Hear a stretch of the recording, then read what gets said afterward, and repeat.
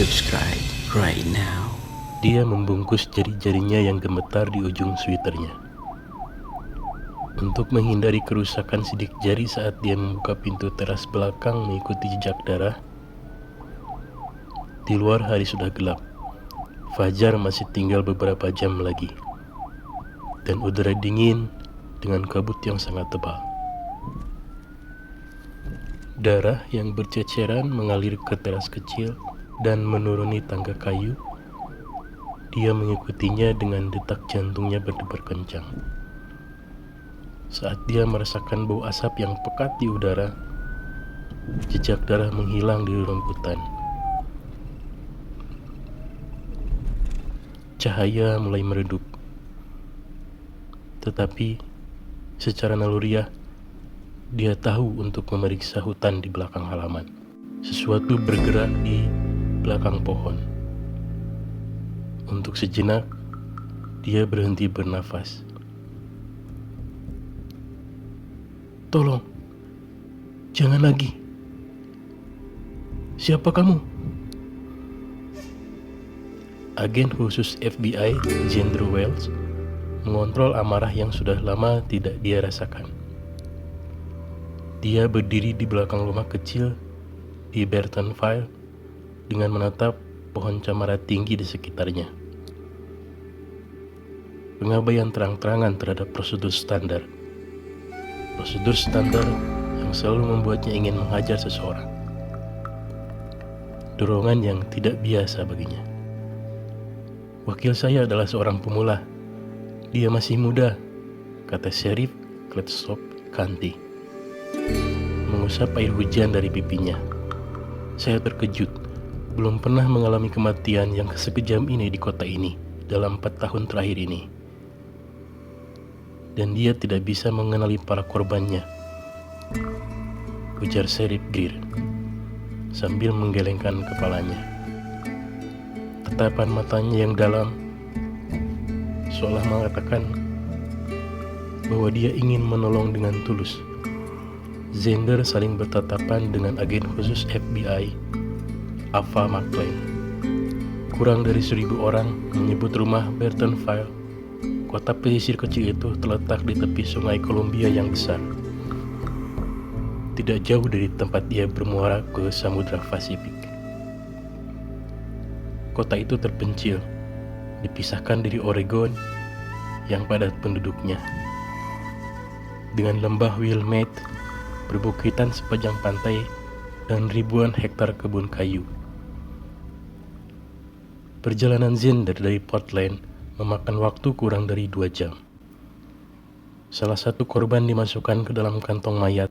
Zender dan Ava diam-diam melihat pria muda itu di dalam sebelum dia memberi isyarat agar teknisi menutup tasnya. Wajah Ava kosong, tetapi kilatan kemarahan terlihat di matanya. Wajah pria itu akan terpatri permanen di otak Zender, seiring dengan kondisi istri pria yang sudah meninggal di dalam rumah. Ada awal yang sulit untuk penyelidikan. Deputi pertama yang merespon telah memotong tali ketika dia melihat Shane Fitch tergantung di pohon halaman belakang.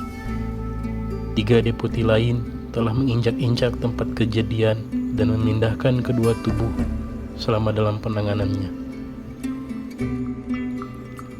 Pernyataan awal tentang pembunuhan bunuh diri oleh sheriff telah membuang-buang waktu yang berharga sebelum pemeriksaan medis keluar. Saya bukan satu-satunya orang yang mempertanyakan pernyataan sheriff.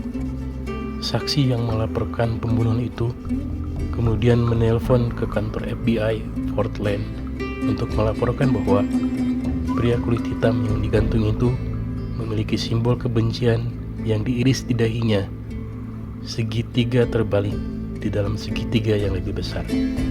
Istri Shane Fitch telah ditikam berulang-ulang di kamar tidur mereka.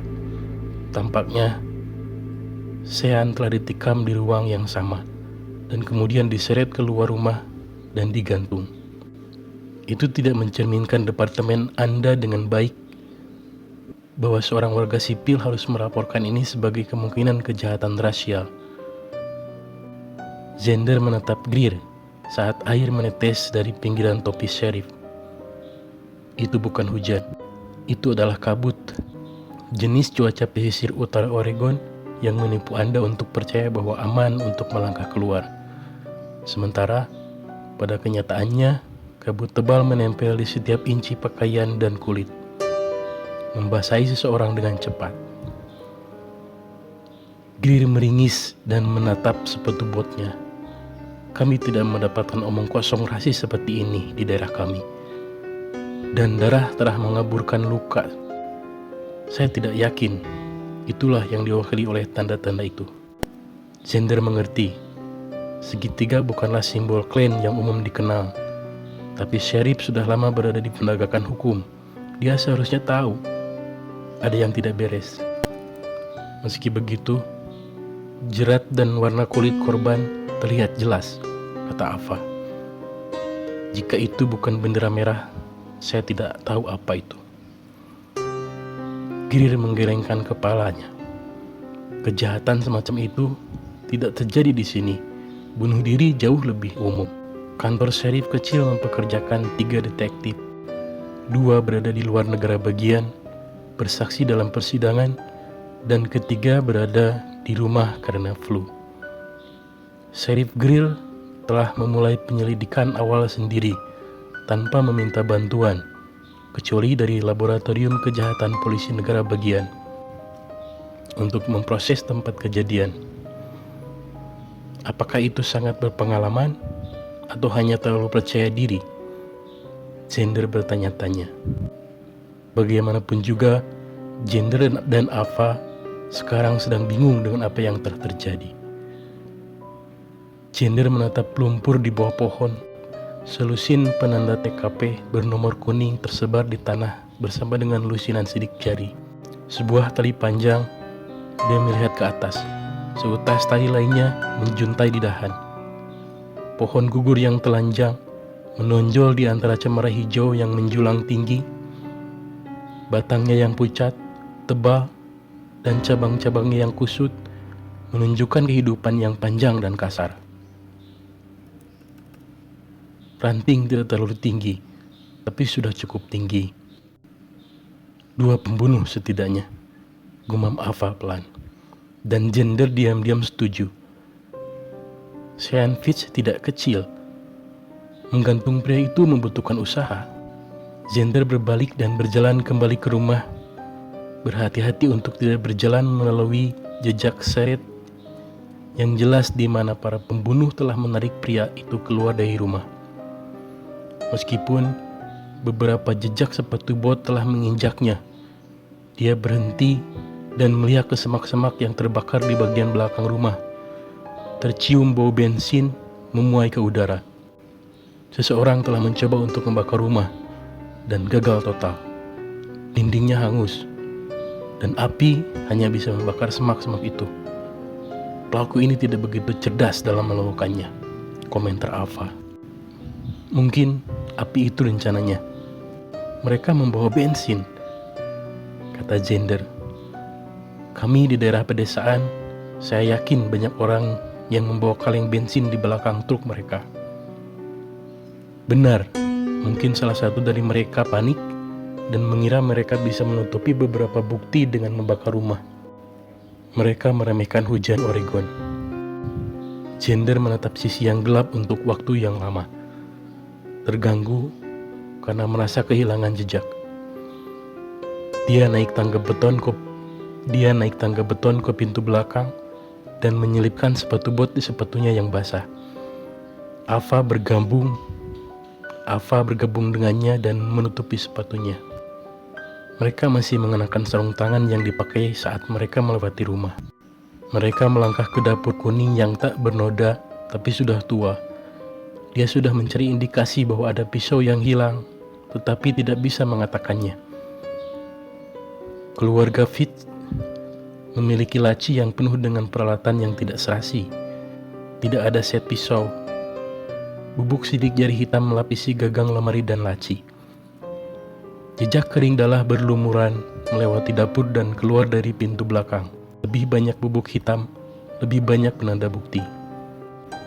Berjalan menyusuri lorong sempit, dia menyeimbangkan dengan hati-hati, menjaga kakinya di beberapa inci karpet yang dekat dengan dinding, menghindari jalur berdarah yang lebar.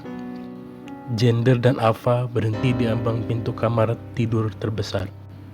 Tanda-tanda kekerasan yang brutal menutupi ruangan. Noda gelap besar menunjukkan di mana Lindsay Peach terluka, di karpet di samping tempat tidur. Tubuh Lindsay telah diangkat ke dalam kendaraan untuk dikirim ke kamar mayat. Tetapi dia dan Ava telah melihat wanita itu sebelum memasuki tempat kejadian. Biasanya mereka datang terlambat, di mana mayat biasanya sudah lama hilang. Karpet persegi telah dipotong dan disingkirkan oleh tim bukti laboratorium kejahatan negara bagian. Potongan-potongan kecil dari bantalan karpet yang berubah warna menghiasi kayu lapis yang terbuka. Busur darah menyapu dinding, berceceran di langit-langit, melapisi tempat tidur, dan meninggalkan goresan di kap lampu. Lebih banyak darah menutupi spray. Bau memenuhi hidung Zender saat dia mengambil beberapa foto dengan HP-nya. Darah Sean telah dilacak dari sisi jauh tempat tidur dan masuk ke aula. Petak itu sesekali dihiasi dengan spidol kuning. Sekali lagi, Zender setuju bahwa setidaknya ada 2 orang yang terlibat. Tampaknya kedua korban terkejut dan dengan cepat membunuhnya. Masing-masing hanya memiliki beberapa luka pertahanan di tangan atau lengan mereka. Benjolan bekas tapak berdarah melintasi karpet kamar tidur. Zender percaya dia melihat 2 langkah yang berbeda. Tetapi dia tahu kaki dari deputi yang bertugas harus dihilangkan. Dia menghela nafas. Bagaimana Sheriff Dre tidak marah tentang tanggapan departemennya? Mayat-mayat itu harus dibawa ke kantor pemeriksaan medis utama Portland, bukan ke kantor pemeriksaan satelit. Dr. Rutledge harus mengawasi ini, kata Ava sambil memindai ruangan. Zender mengangguk. Sisa kasus perlu ditangani tanpa cacat.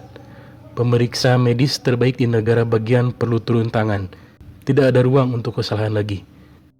Mulai sekarang, kematian akan mendapatkan penyelidikan yang layak mereka dapatkan.